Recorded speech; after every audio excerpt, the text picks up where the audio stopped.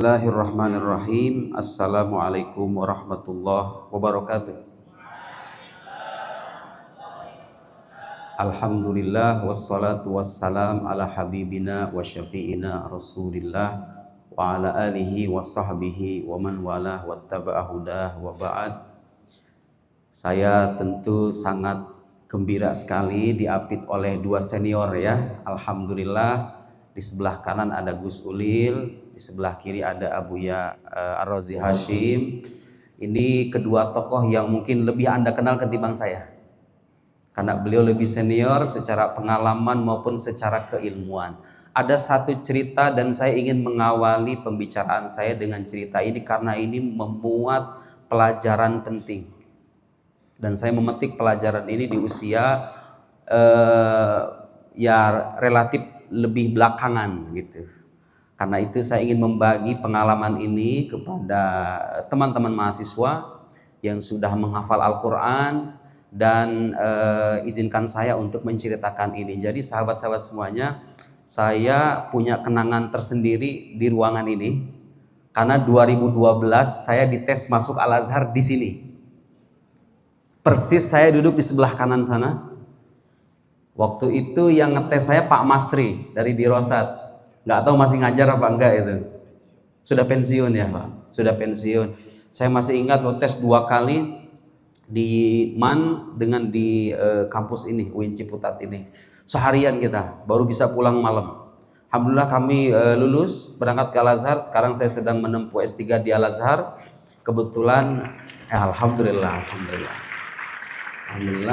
Tapi di balik itu ada kisah menarik karena saya setelah ke Al-Azhar itu seringkali menyimak stigma negatif. Mahasiswa Timur Tengah itu tidak bisa menulis. Begitu Gus Ulil ya. Kadang-kadang kita menerima stigma negatif itu karena katanya mahasiswa Timur Tengah itu lebih banyak menghafal ketimbang menganalisis, mengkaji, mengkritik dan seterusnya.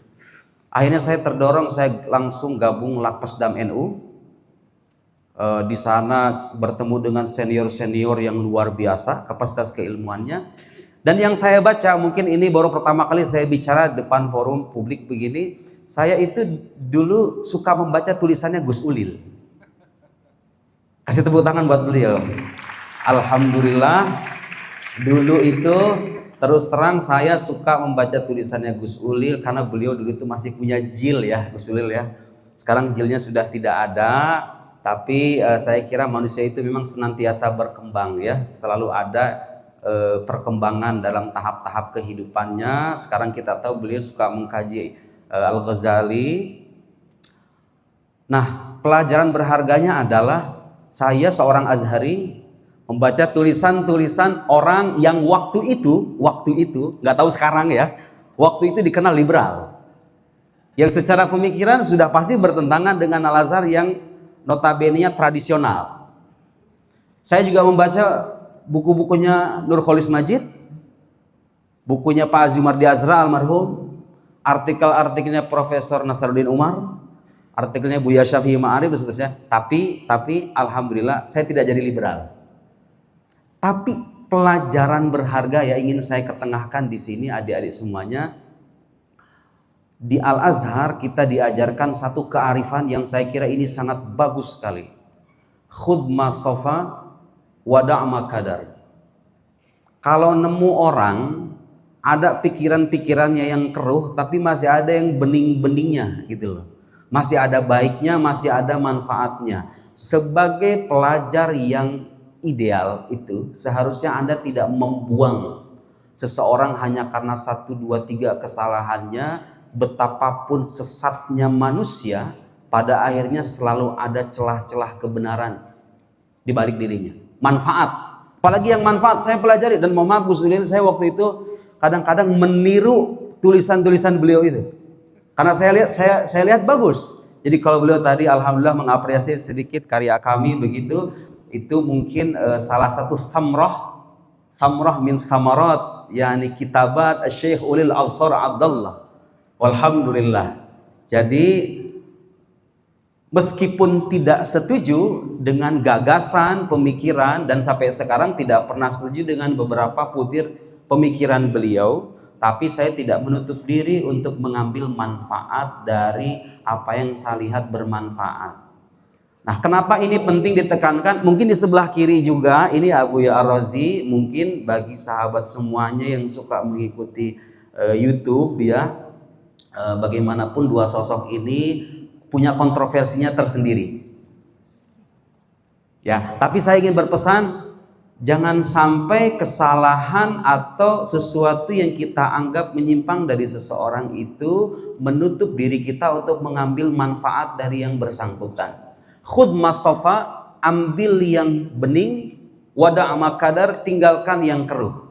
Ini kearifan sangat penting karena sebagian, saya mengatakan sebagian penghafal Quran yang tumbuh di lingkungan kampus-kampus itu, sebagian diantaranya kadang-kadang berujung menjadi sosok-sosok yang mohon maaf sekali radikal dalam beragama, gampang mengkafirkan orang, merasa diri paling paham Islam, yang lain gak paham semuanya.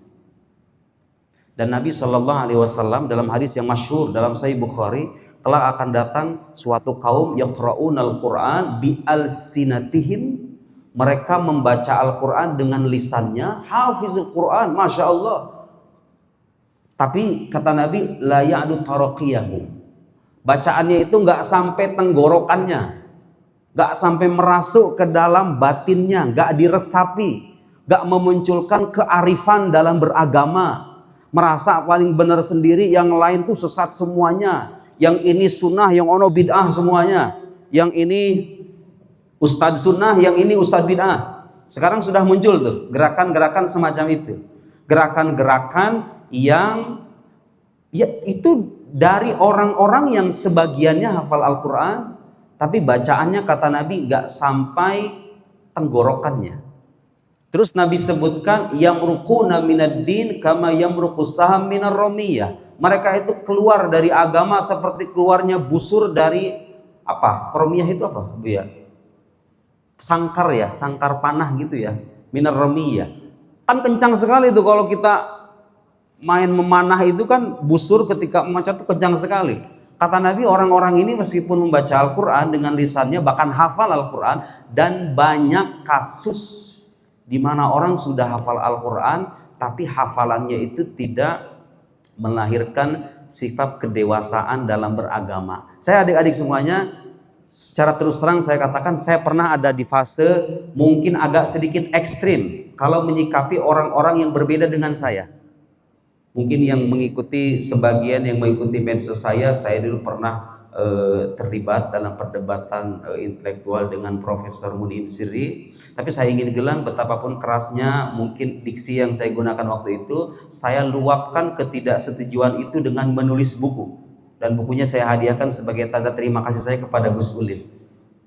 Mengkritik disertasi, kita nggak setuju, dan saya sekarang mulai berpikir, makin kesini makin berpikir, ternyata nggak ada gunanya ya diksi-diksi yang pedas itu. Ya udahlah, orang kalau nggak setuju tuh ya udah kritik aja gitu loh, pemikirannya udah selesai. Bagaimanapun saya masih ingat perkataan Syekh Muhammad Al-Ghazali, analla akhsha 'alal insan alladhi yufakkir wa in dhal. Saya itu tidak takut dengan nasib orang yang terus-menerus berpikir. Berpikir di sini maknanya belajar ya. Saya nggak takut dengan orang yang punya semangat terus-menerus belajar. Makanya ini yang sudah menghafal Al-Quran, jangan sampai ada keyakinan aku sudah paham Islam, aku sudah paham agama. Enggak, hafal Quran itu modal berharga untuk paham agama. Tapi dia bukan satu-satunya kunci untuk paham agama. Dia madkhal. Madkhal itu artinya kayak pengantar, ngasih Anda pintu yang lebar, bisa memahami agama secara lebih mudah. Tapi untuk memahami Quran, memahami sunnah itu butuh seperangkat epistemik, seperangkat ilmu pengetahuan yang banyak. Harus tahu ilmu nahwu, ilmu saraf, balaghah, mantiq, qawaid usul, dan ilmu-ilmu yang lain. Sekarang kita hidup pada masa ilmu-ilmu ini jarang tersentuh oleh generasi remaja, karena mereka suka main TikTok ketimbang baca buku-buku keislaman. Sekalinya baca bukunya self improvement atau novel-novel. Betul nggak deh omongan saya? Karena saya juga punya santri bacaannya begitu, Terelie itu ya. Ya kan biasanya. Atau yang terbaru itu siapa? Itu JS Khairen. Pada tahu tuh Gus Ulil zaman sekarang nih. Zaman kita dulu segede begini, mohon maaf adik-adik, ini sebagai motivasi saja. Saya di zaman segede gini udah baca bukunya Profesor Quraisy Shihab, Membumikan Al-Quran, Wawasan Al-Quran, Secercah Cahaya Ilahi, Tafsir Al-Misbah. Karena itu membentuk akhirnya semangat keilmuan sampai pergi ke Al-Azhar dan menjumpai ulama yang lebih alim. Dan banyak sekali dari beliau. Ada Syekh Said Tantawi, mantan Grand Syekh Al-Azhar, punya kitab tafsir Al-Wasit, dan beliau wafatnya di Baqi.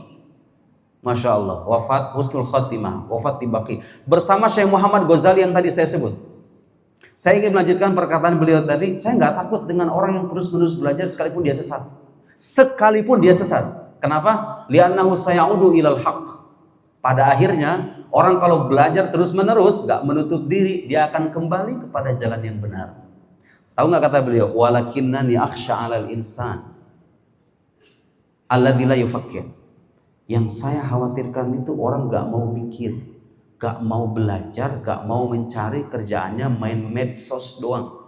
Mending kalau main medsos yang diakses konten-konten bermanfaat. Kerjaannya gitu aja. Wah ini tada. Sekalipun orang itu benar, dapat petunjuk, orang soleh gitu. Orang soleh, alim dalam arti seperti kita orang Indonesia ya, alim dalam arti ya jaga sholat 5 waktu kayak gitulah. Meskipun orang itu di jalan yang benar, kalau istilah beliau yang saya masih ingat uji mahasiswa dulu, running on the right track. Ini loh. Saya tuh hafal istilah-istilah Gus Ulil itu karena dulu saya belajar tulisan-tulisan beliau dan sampai sekarang beberapa istilahnya itu masih saya ingat. Terima kasih Gus Ulil sudah mengajarkan saya tidak langsung tentunya. Dan sekarang saya sangat gembira sekali berjumpa dengan beliau meskipun pada akhirnya dari sudut pemikiran tentu hal yang lumrah kalau kita tidak setuju. Dan saya kira sahabat-sahabat semuanya tidak perlu juga setuju dengan saya semuanya, apalagi dengan beliau-beliau. Tapi mari sama-sama kita bangkitkan spirit mencari kebenaran bersama. Saya takut dengan orang yang gak mau mikir sekalipun dia benar. Kenapa? Li'annahu karish fi mahabbatir rih. Luar biasa itu. Itu orang seperti bulu di terpa angin. Orang-orang baik itu kalau gak belajar, dia kayak bulu di terpa angin, angin ke kanan dia ikut ke kanan, angin ke kiri dia ke kiri. Kata orang banyak apa dia ikut-ikutan. Dan itu terjadi sekarang.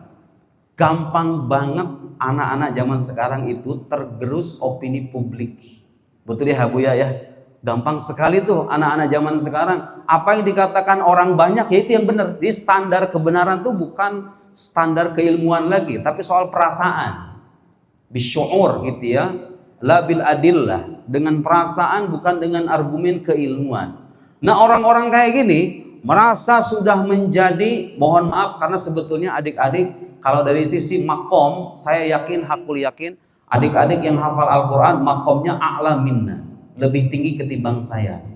Saya menyatakan ini sama sekali tidak ada niatan untuk mereduksi ketinggian makom itu, tapi saya ingin kembali sama-sama mengingatkan bahwa ini adalah langkah pertama sebelum memahami agama secara utuh dan benar.